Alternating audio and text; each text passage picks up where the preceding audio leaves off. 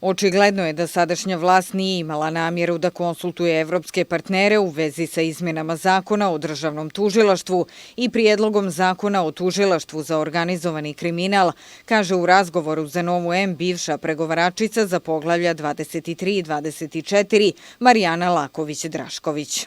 Ovo sve naravno budno prate naši evropski partneri, kao i činjenicu da u vladi sjede i predsjednik partije, čiji potpredsjednik je jedan od predlagača zakona. Nadalje, nije sporna samo procedura komunikacije s Evropskom komisijom i Venecijanskom komisijom, kako je to premijer naveo, već i sadržina zakona koja onemogućava realizaciju više privremenih mjerila iz poglavlja 23. Laković-Drašković nije saglasna sa ocjenom premijera da je Evropska komisija u izvještajima ikada pominjala zastoj u pregovorima sa Evropskom unijom kada je riječ o poglavljima 23 i 24. Naprotiv, u posljednjem izvještaju konstatovan je napredak. Dakle, ne zastoj, kako je to aktualni premijer naveo, već napredak.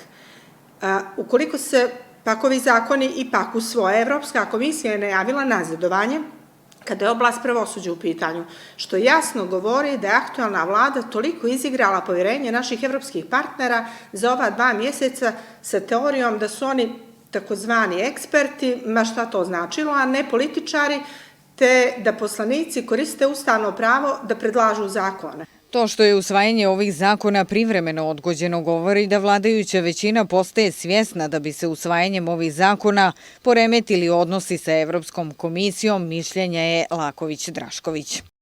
Da želi da kupi vrijeme da bi pokušali nekako da se dogovore, jer ako misle da će u kratkom periodu dobiti mišljenje, onda su opet u zabludi i opet su u neznanju vezano za mehanizme same komunikacije s Evropskom i Venecijanskom komisijom. U svakom slučaju čitava situacija biće pod budnim okom javnosti. Da li će se ovi zakoni usvojiti uz kozmetičke izmjene, kao recimo što su se usvojili izmjene i dopune zakona o državnim službenicima i namještenicima i time pokušati da se skrene zemlja sa ključnog spoljnopolitičkog prioriteta, ili će se pak URA i demokrate držati onoga što su bilo obećanja građanima u predizbornoj kampanji.